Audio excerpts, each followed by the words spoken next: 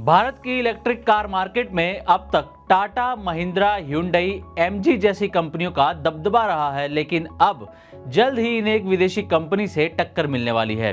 और ये company Elon Musk की टेस्ला या फिर चीन की BYD नहीं है, बल्कि वियतनाम की ईवी कंपनी विनफास्ट है। बड़ी बात यह है कि जहां एक तरफ टेस्ला और BYD जैसी दुनिया की बड़ी कंपनियां भारत में एंट्री करने के लिए संघर्ष कर रही हैं, वहीं विनफास्ट ने आसानी से भारतीय बाजार में उतरने की तैयारी कर ली है और अगले 2 से 3 महीनों में भारत में विनफास्ट की इलेक्ट्रिक कारें बिकने लगेंगी। ऐसा दावा रॉयटर्स की रिपोर्ट में किया जा रहा है। तो आज इस वीडियो में हम जानेंगे कि विनफास्ट किसकी कंपनी है और इसका प्लान क्या है। टेस्ला और BYD को भारत में एंट्री करने को लेकर क्या दिक्कतें आ रही हैं और सबसे ज़रूरी, क्या विनफास्ट भारत में सफल हो पाएगी। तो चलिए वीडियो की शुरुआत करते हैं और सबसे पहले आपको विनफास्ट के बारे में पूरी जानकारी देते हैं। तो विनफास्ट वियतनाम की इलेक्ट्रिक व्हीकल बनाने वाली कंपनी है और इस कंपनी की शुरुआत 2017 में विन ग्रुप ने की थी। विन ग्रुप वियतनाम की सबसे बड़ी इंडस्ट्रियल कंपनियों में से एक है और इसके फाउंडर फाम नहत वुआंग हैं और ये वियतनाम के सबसे अमीर व्यक्ति भी माने जाते हैं। प्रीमियम डिज़ाइन, स्मार्ट फीचर्स, तेज चार्जिंग टेक्नोलॉजी कंपनी की स्पेशलिटी मानी जाती है। तो ये थी विनफास्ट की डिटेल कि कंपनी की शुरुआत कब हुई और कंपनी की स्पेशलिटी क्या है और इसके फाउंडर कौन हैं। अब आपको बताते हैं कि विनफास्ट का किन मार्केट्स पर फोकस है। दरअसल शुरुआत में विनफास्ट अमेरिका पर फोकस करना चाहती थी, लेकिन अमेरिका में मौजूदा स्थिति और टैरिफ के चलते कंपनी ने अपना फोकस शिफ्ट कर लिया है।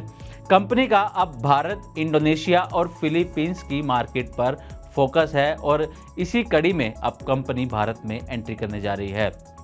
तो आपको बताते हैं कि भारत में विनफास्ट कब तक एंट्री कर सकती है। तो रॉयटर्स की एक रिपोर्ट की माने तो जून अंत तक असेंबली प्लांट विनफास्ट शुरू करने की तैयारी में है और भारत में लोकल मैन्युफैक्चरिंग कंपनी करना चाहती है।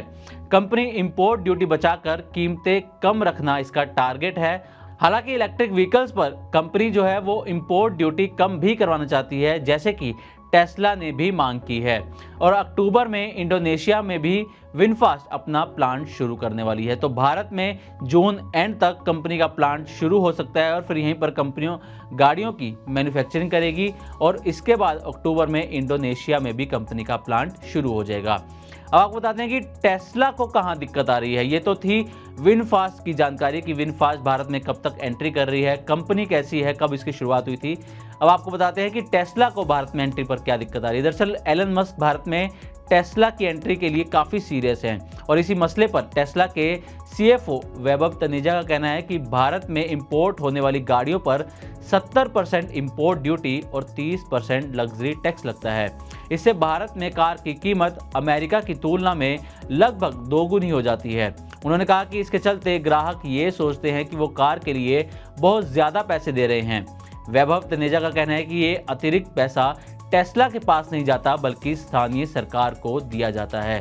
तो ये थी टेस्ला को जो अटकलें आ रही हैं। अब आपको बताते हैं कि जो चीन की कंपनी है BYD, जो इस वक्त टेस्ला को कड़ी टक्कर दे रही है, उसके लिए क्या अटकलें हैं। दरअसल BYD चीन की दिग्गज ईवी कंपनी है और टेस्ला और BYD के बीच में कड़ी टक्कर है।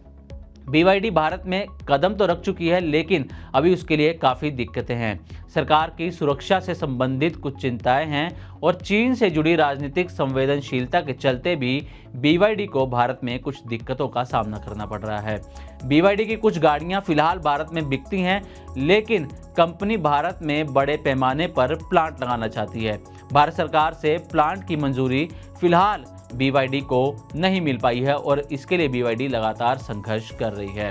अब आपको बताते हैं कि विनफास्ट अगर भारत में आती है तो उसको क्या दिक्कतें आ सकती हैं।